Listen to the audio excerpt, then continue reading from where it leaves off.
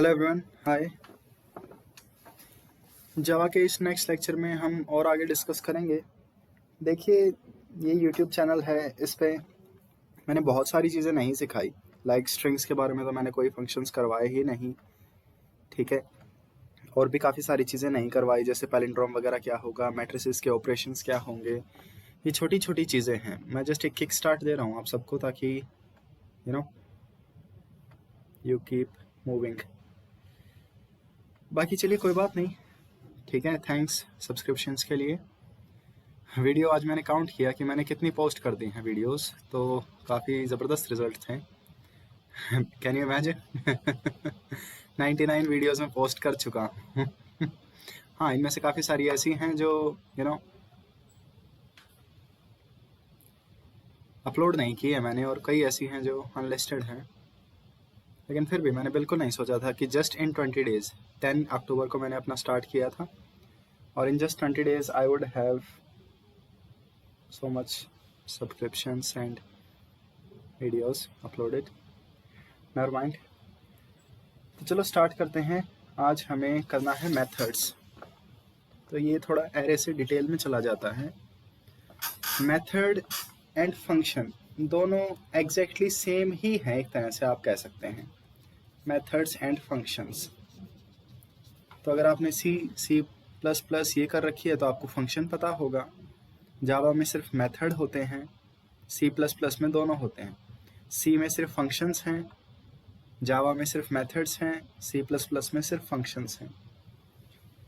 अगर हम किसी क्लास के अंदर कोई कोड लिखते हैं, कोई फंक्शन लिखते हैं, तो in a class a function becomes a method.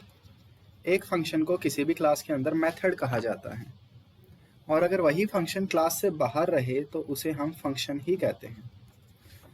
तो क्लासेस पढ़ने से पहले, क्लास से भी हम मल्टीपल क्लासेस बनाएंगे, उससे पहले हमें फंक्शन पढ़ना ज़रूरी है।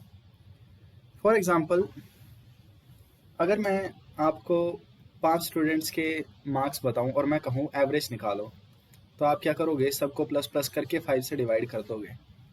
फिर मैं आपको दे दूं तो फिर आप सबको प्लस प्लस करके, फिर प्लस प्लस करके। तो यहाँ पे क्या हो रहा है? मैं एक रिपीटेड कोड यूज़ कर रहा हूँ, रिपीटेड कोड। तो क्यों उस कोड को बार बार रन करवाना? एक तो मैं फॉर लूप यूज कर सकता हूं, लेकिन फॉर लूप के भी काफी सारी लिमिटेशंस हैं। तो एक फंक्शन या मेथड जो होता है, आपको क्या प्रोवाइड करता है? A totally separate code from main class, जो आप अभी तक लिखते आ रहे थे, public static void main string arcs वाला। एक मेथड क्या करता है? इससे टोटली डिफरेंट फंक्शन बना देता है, ठीक है। आप अब मेन से बाहर निकल सकते हैं। कभी आपने सोचा है कि मान लीजिए आपका कोड बहुत बड़ा है, ठीक है, तो ये आपकी मेन क्लास हो गई। आपका कोड बहुत बड़ा है, 3-4 हज़ार लाइनों का है। 3-4 हज़ार लाइनें भी बहुत कम होती हैं किसी बहुत अच्छे कोड के लिए। तो क्या आप उसे पागलों की तरह से लिख सकते हैं? ठीक है, टॉप डाउन अप्रोच में। बोलिए, पागल हो जाएंगे। तो इतने बड़े कोड को ऐसे नहीं लिखा जाता, उसे ब्रेक किया जाता है कि basic basic part, main part main को दे दिया, और उसके अलावा जो कोड है वो उसके लिए हमने और मेन जैसे और फंक्शंस बना दिए, क्लासेस बना दी, क्लासेस तो नहीं, मेथड्स बना दिए। तो ये हमारे पास मेथड होगा, ठीक है। अब चलिए मैं आपको एक सिंपल सा प्रोग्राम लिख के बताता हूँ।